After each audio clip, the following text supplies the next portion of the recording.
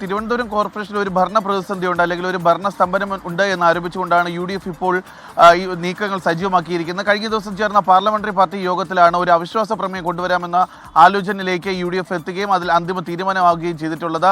ഇത് സംബന്ധിച്ച് ഇനി നിർണായകമായ തീരുമാനം എടുക്കേണ്ടത് LDF ആണ്. പക്ഷേ കഴിഞ്ഞ ദിവസം വൈകുന്നേരം LDFിന്റെ തിരുവനന്തപുരം കോർപ്പറേഷനിലെ നേതാക്കൾ മാധ്യമങ്ങളെ കണ്ടിരുന്നു. അവർ പറഞ്ഞത് ഇത് രാഷ്ട്രീയമായി തീരുമാനമെടുക്കേണ്ട ഒരു വിഷയമാണ്, അതിലൊരു ആലോചന ഉണ്ടാകുമെന്നുള്ളൊരു കാര്യം കൂടിയാണ് LDF നേതാക്കൾ വ്യക്തമാക്കിയത്. അതായത് ഒന്നിച്ച ഒരു അവിശ്വാസ പ്രമേയം കൊണ്ടുവരാനുള്ള സാധ്യതകളാണ് ഇപ്പോൾ തിരുവനന്തപുരം കോർപ്പറേഷനിലുള്ളത്. നമുക്കറിയാം, നിലവിലെ കക്ഷിനില എന്ന് പറയുമ്പോൾ NDAക്ക് 50, LDFന് 29, UDFന് 20, അതുപോലെ 2 സ്വതന്ത്രന്മാർ. ഇതിൽ ഒരു സ്വതന്ത്രൻ എന്ന് പറയുന്നത് നിലവിൽ NDAയോടൊപ്പമാണ്, മറ്റൊരു സ്വതന്ത്രൻ UDFനൊപ്പം നിൽക്കുകയും ചെയ്യുന്നുണ്ട്.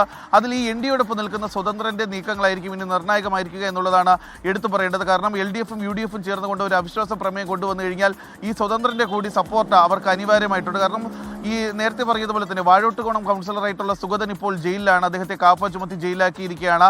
നേരത്തെ തന്നെ അദ്ദേഹത്തിന്റെ സത്യപ്രതിജ്ഞ ഹൈക്കോടതി റദ്ദാക്കിയിരുന്നു. പക്ഷേ അദ്ദേഹത്തിന് വീണ്ടും ഈ ജയിലിലായതുകൊണ്ട് തന്നെ സത്യപ്രതിജ്ഞയ്ക്ക് ഇങ്ങോട്ടേക്ക് എത്താൻ സാധിച്ചിട്ടില്ല. പക്ഷേ ഇദ്ദേഹത്തെ കൂടി സത്യപ്രതിജ്ഞയ്ക്ക് ഇങ്ങോട്ടേക്ക് എത്തിക്കുന്നതിന് വേണ്ടിയിട്ടുള്ള നീക്കങ്ങളാണ് ഇപ്പോൾ തിരുവനന്തപുരം കോർപ്പറേഷൻ മേയർ VV രാജേഷിന്റെ അതുപോലെ തന്നെ BJP നേതൃത്വത്തിന്റെ ഭാഗത്ത് നിന്ന് സജീവമായിരിക്കുന്നത്. കാരണം ഈ ഉപദേശക സമിതി, കാപ്പ ഉപദേശക സമിതി ഇപ്പോൾ സമീപിച്ചിരിക്കുകയാണ്. ഈ ഒരു കാപ്പ ലഘൂകരിച്ചുകൊണ്ട് അതിവേഗം തന്നെ ജയിലിൽ നിന്ന് എത്തിച്ച് സത്യപ്രതിജ്ഞയെങ്കിലും ചെയ്യാനുള്ള ഒരു അവസരം ഒരുക്കി കൊടുക്കുന്നതിന് വേണ്ടിയിട്ടുള്ള നീക്കങ്ങളാണ് നടത്തുന്നത്. പക്ഷേ ഈ കാപ്പ ഉപദേശക സമിതിയിൽ നിന്ന് ഇതുവരെയും ഇവർക്ക് അനുകൂലമായിട്ടുള്ള ഒരു നീക്കങ്ങൾ ഉണ്ടായിട്ടില്ല. അതുകൊണ്ട് തന്നെയാണ് ഹൈക്കോടതിയിൽ ഒരു നിയമ പോരാട്ടത്തിന് വേണ്ടി കൂടി ഇപ്പോൾ Thiruvananthapuram corporation mayor VV രാജേഷും BJP നേതൃത്വം തയ്യാറായിക്കൊണ്ടിരിക്കുന്നത്. പക്ഷേ അങ്ങനെ ഉണ്ടായാലും അതിലൊരു കാലതാമസം ഉണ്ടാകുമെന്നുള്ള കാര്യം ഉറപ്പാണ്. കാരണം ഈ ഹൈക്കോടതി വിധി കഴിഞ്ഞ ദിവസം വന്നതിന് ശേഷം 14 ദിവസം മാത്രമാണ് ഇനി സത്യപ്രതിജ്ഞയ്ക്ക് വേണ്ടി അനുവദിച്ചിട്ടുള്ളത്. ഈ 14 ദിവസത്തിനുള്ളിൽ സുഗതനെ ഇങ്ങോട്ടേക്ക് എത്തിച്ച സത്യപ്രതിജ്ഞ ചെയ്യാൻ സാധിക്കുമോ ഒരു ചോദ്യം കൂടിയാണ് നിലനിൽക്കുകയും ചെയ്തിട്ടുള്ളത്. അങ്ങനെ സുഗതന് സത്യപ്രതിജ്ഞയ്ക്കായി എത്താൻ സാധിച്ചില്ല എന്നുണ്ടെങ്കിൽ തിരുവനന്തപുരം കോർപ്പറേഷനിൽ UDFും LDFും ചേർന്നുകൊണ്ട് ഒരു അവിശ്വാസ പ്രമേയം കൊണ്ടുവന്നു കഴിഞ്ഞാൽ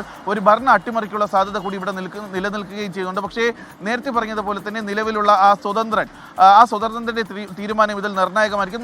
2 സ്വതന്ത്രന്മാരാണുള്ളത്. അതിൽ ഒന്ന് ഈ UDFിന്റെ ഒരു വിമത സ്ഥാനാർത്ഥിയായിരുന്നു സുധീഷ് എന്ന് പറയുന്ന പൗണ്ടുകടവിലെ സ്ഥാനാർത്ഥി. അദ്ദേഹം വിജയിച്ചതിന് ശേഷം വീണ്ടും UDF ക്യാമ്പിനോടൊപ്പം തന്നെയാണ് നിൽക്കുന്നത്. പക്ഷേ ഈ NDAക്കൊപ്പം നിൽക്കുന്ന ഒരു സ്വതന്ത്രനുണ്ട്.